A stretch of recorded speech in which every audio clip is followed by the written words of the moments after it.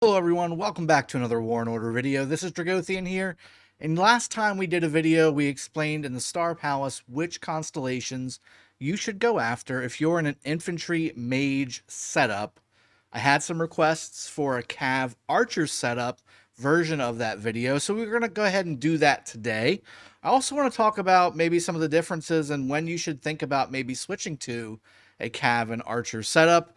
And then ultimately we'll wrap up with what those constellations are, and let's compare it, right? Let's compare it at the end. Infantry mage versus cavalry archer, and again, when and why you should use those two setups. Let's jump into the Star Palace and see what's going on.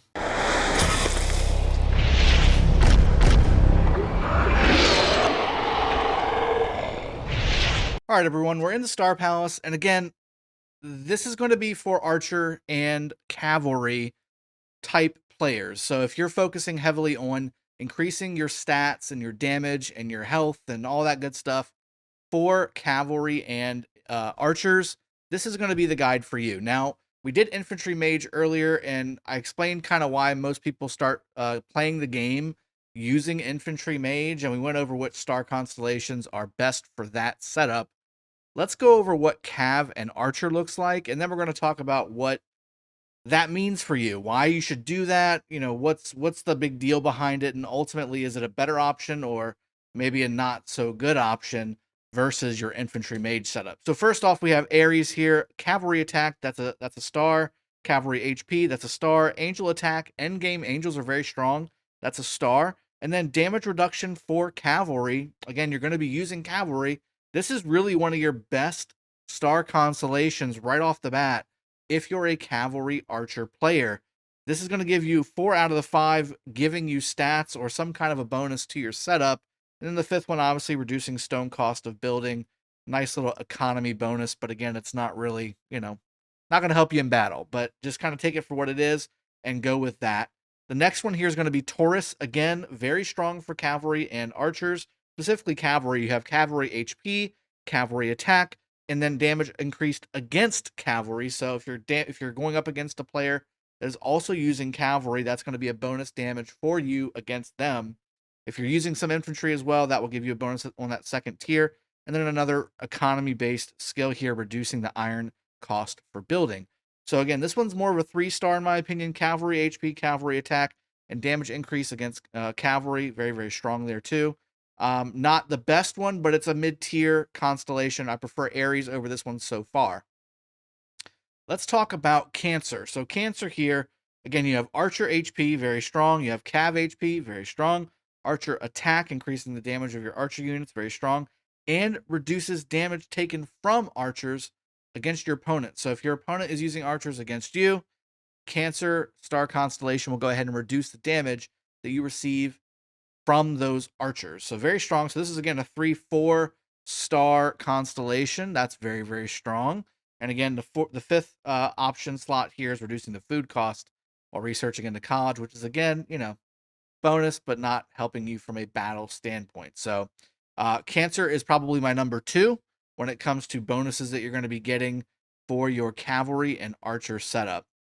Leo's going to be infantry mage. Virgo is infantry mage. Libra. Okay, so Libra is archer attack, cavalry HP, and you do get some mage HP as well, but then reduces damage taken from angels. Again, I keep talking about it. Angels are heavy, heavy, heavy in endgame. They're very, very helpful, especially if you have some of the best artifacts in the game. Increasing angel damage is very, very strong.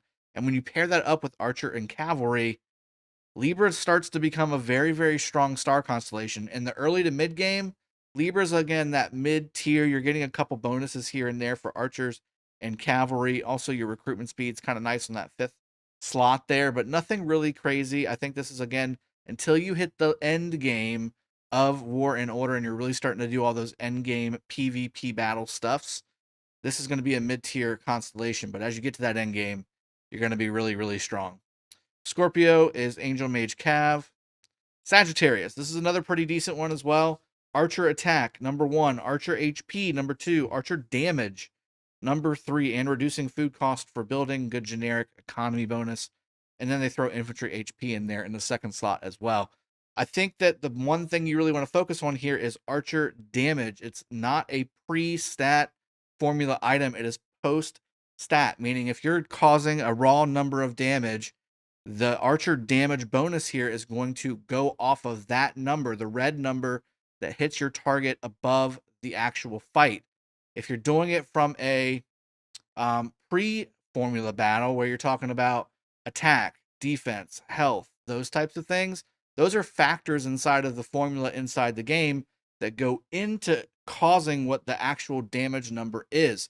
The damage number should be significantly higher just because of the way the game works. So with that being said, especially talking archer damage, which is basically one of the highest damage dealing units in the game next to mages, and again, end game, the angels, you're talking about a big number here. And then when you're talking about augmenting a really big number using the damage stat, Sagittarius also becomes a very strong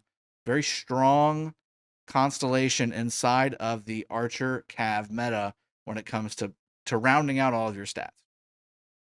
So when we're talking about all these, that's the last one. We had 5 total: Aries, Taurus, Cancer, Libra, and Sagittarius.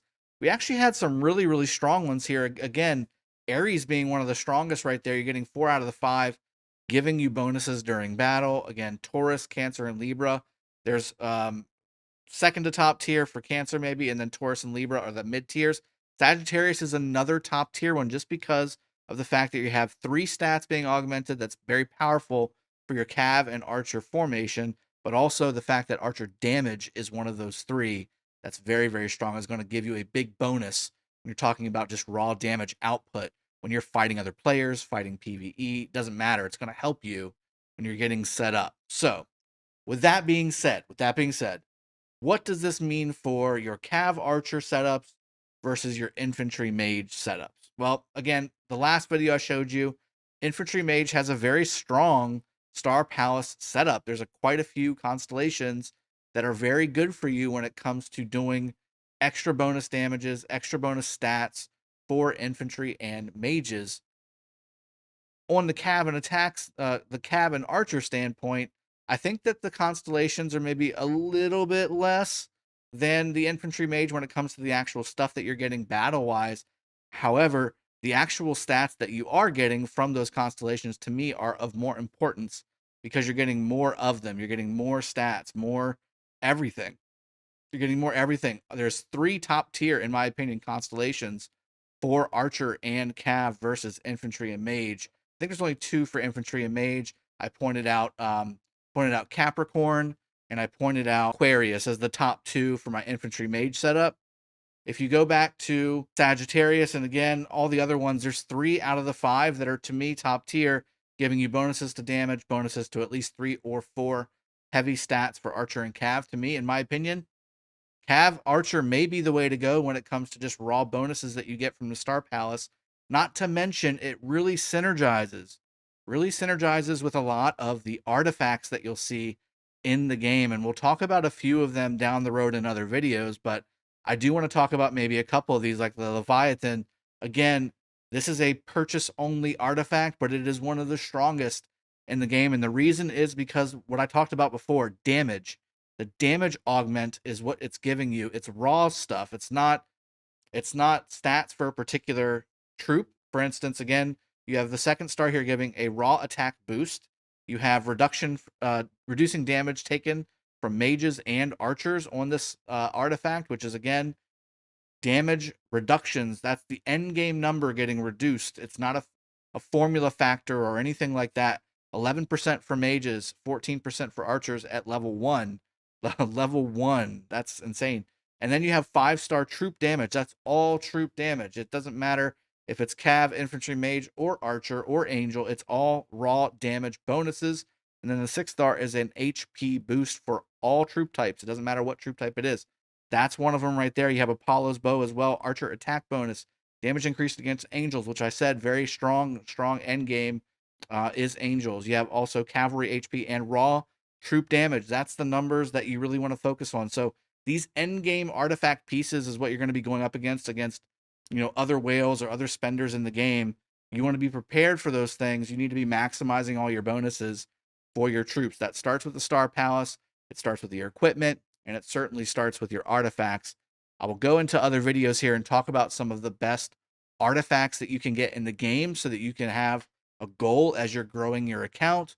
Again, if you're a spender, you'll have the opportunity to see what you have to best invest your money in. If you're not a spender, I'll give you some options to go over as far as what is your best value from a time standpoint, how you can get the best out of your bang for your buck if you do spend just a little bit, that kind of stuff. And we'll go into all that in a future video. But I hope this was helpful for you. I hope the Star Palace guide worked out really well for everybody. Again, I personally, if I had to start everything all over again, which again, I will be doing very soon, we're going to be starting on one of the newest servers in the game so that we can kind of start over from scratch and maybe get some of the folks from other channels that I've got running to come over here and join us. We're going to be doing, I think, a Cav Archer setup. I like Cav Archer. It gives you some speed. I think that really you're relying on your archers for the damage, obviously, but the bonuses that you get from the Star Palace and the bonuses that synergize so well with the artifacts that are end game artifacts, and the fact that you're pairing up angels at the end game with Cav and archers a lot of the times, or at least that's what I'm seeing in the game be really, really effective. I think that ultimately is what you want to be starting at from the very beginning. You may have a little bit of a slower start at the beginning from a power standpoint, just because you're planning for end game while being in the beginning game, but you're focusing all your resources from day one on Cav and Archer.